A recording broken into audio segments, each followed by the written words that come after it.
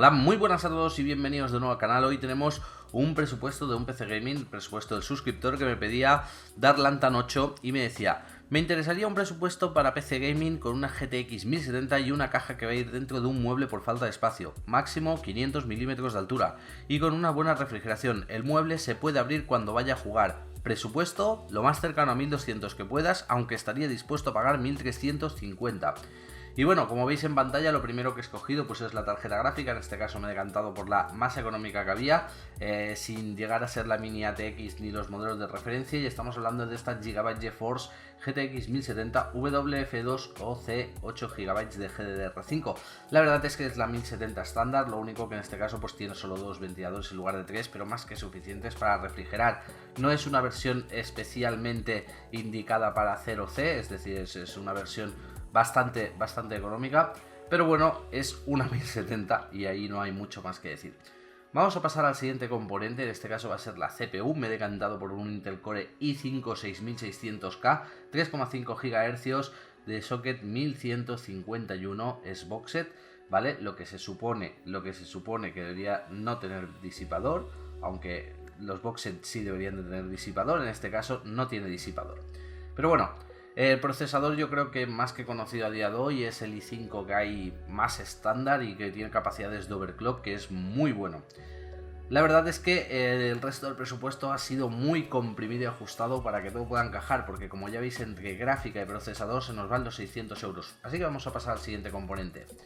En este caso me he decantado por una placa base ARROC Z170M Pro 4S Socket 1151 y como estáis viendo en pantalla, sí, no me he equivocado ni nada raro, sino que es de formato más reducido.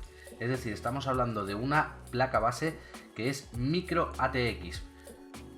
Está bien, ¿no? O sea, no directamente el tamaño de las placas base, lo que implica pues que a lo mejor una que sea formato ATX completo va a tener más SATAs, va a tener más ranuras PCI Express, pero yo me he decantado por esta micro ATX, primero por su precio, segundo porque en ARROC tengo confianza, he tenido bastantes placas ARROC y por norma general han salido bastante bien, y tercero porque si lo que necesitamos es una refrigeración muy extrema, a más reducida sea la placa base, más reducidos van a ir los cuatro componentes que van juntos y va a dejar más hueco en la caja para que pueda ventilar. Es una teoría un tanto dispar, un tanto rara, pero bueno, básicamente es que no hay mucho sitio. Como bien dice el suscriptor, lo va a tener en un mueble, cosa que desaconsejo, pero bueno, si no tiene otra opción es lo que hay. Vamos a ver las memorias RAM. En este caso me he decantado por este kit de Kingston HyperX Savage, 16 GB en dos módulos de 8, 2400 MHz CL12. Sí, la placa base soporta hasta los 3200, pero ya son memorias que, como veis, a medida que avanza la frecuencia se disparan muchísimo de precio, y entre las estándar 2133 a las 2400, pues estas de 2400 con solo un CL de tan solo un 12 eran una buena opción de compra. Así que tenemos estas dos memorias, en caso de un futuro podría ampliar con dos más igual, así que me parece una buena opción, ¿vale? En cuanto a las memorias. Vamos a ver lo siguiente que vamos a montar en el ordenador, y en este caso va a ser la unidad de almacenamiento principal. Y como veis tenemos aquí una Samsung 850 Evo Basic de 250 GB. Es una unidad SSD que no es de las más baratas, pero sí bastante rápida, y la verdad es que nos interesa porque, como veis, el ordenador, pese a su precio reducido, vale, habrá gente que dirá 1200 euros no es un precio reducido, pero para las características del ordenador la verdad es que el precio, ya digo que lo he compactado bastante. Y bueno, esta unidad Samsung pues está aquí y es bastante rápida, es de lo mejorcito que hay a día de hoy en el mercado. Bueno, a día de hoy quizá no, porque hay las series superiores, pero me refiero a relación calidad-precio. En cuanto al disco duro secundario o la unidad de almacenamiento secundaria, pues tenemos un disco duro estándar, y en este caso me he decantado por este Seagate Barracuda 7200 de serie 14 de tan solo 1 TB. ¿Por qué ha saltado si normalmente coges el de 2 TB? Bueno, el de 2 TB se iba a 68 y algo, y este no sé por qué, o soy yo que lo estoy viendo mal o lo he visto muy barato, 47, y como bien he dicho había que ajustar mucho el presupuesto por donde se pudiera, así que no he tenido más opción que decantar. Mi recomendación, si podéis, es que cojáis el de 2 TB, por supuesto, porque a día de hoy, aunque haya gente que diga, 2 terabytes no se llenan, pues la verdad es que yo el disco duro que tengo de 2 terabytes lo utilizo para los juegos de Steam y tiene 1 terabyte, o sea, 1400 gigas ocupadas en juegos de Steam instalados. Entonces, claro, no sé vosotros, si solo vais a jugar al LoL y tal, pues a lo mejor no necesitáis esa capacidad, pero si no, no está de más nunca uno de 2 terabytes.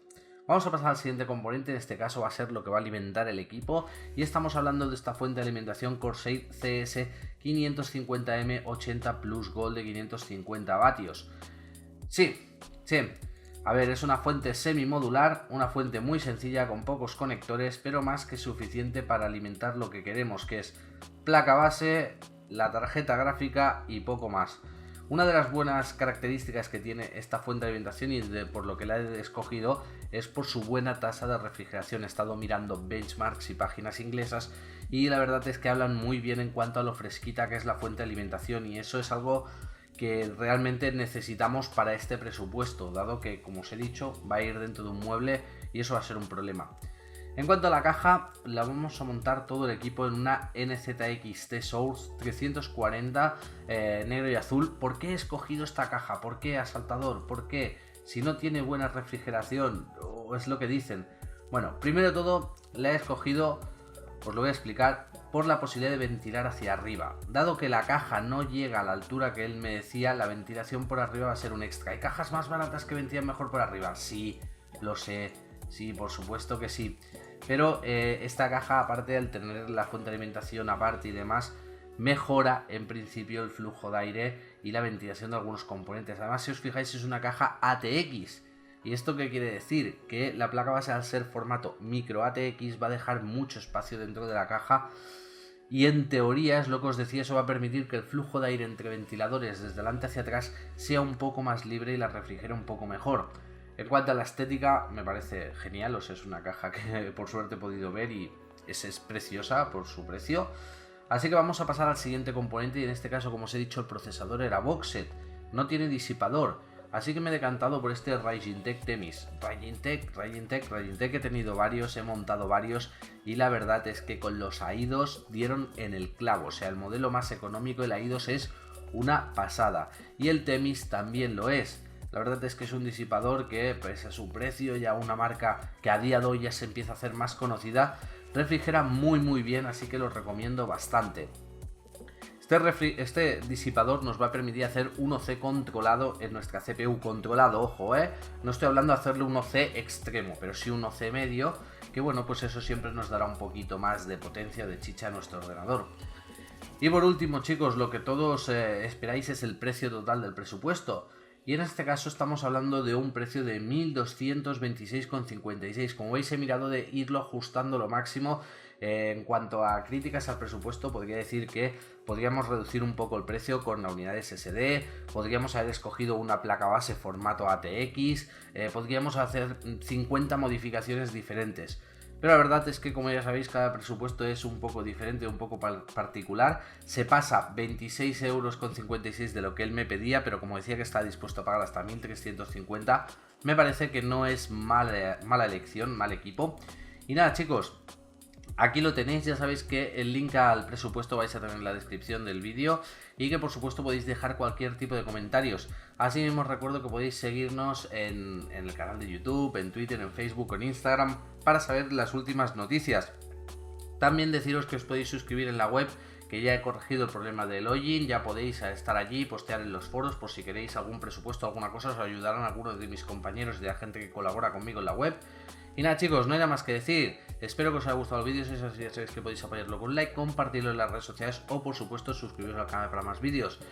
Esto ha sido todo, y antes de despedirme, que se me va la pinza, os recuerdo que no lleva ni montaje ni sistema operativo, y que en el caso de que quisierais el montaje habría que añadirlo, que en Coolmod son 47 € con algo y el sistema operativo 90 más.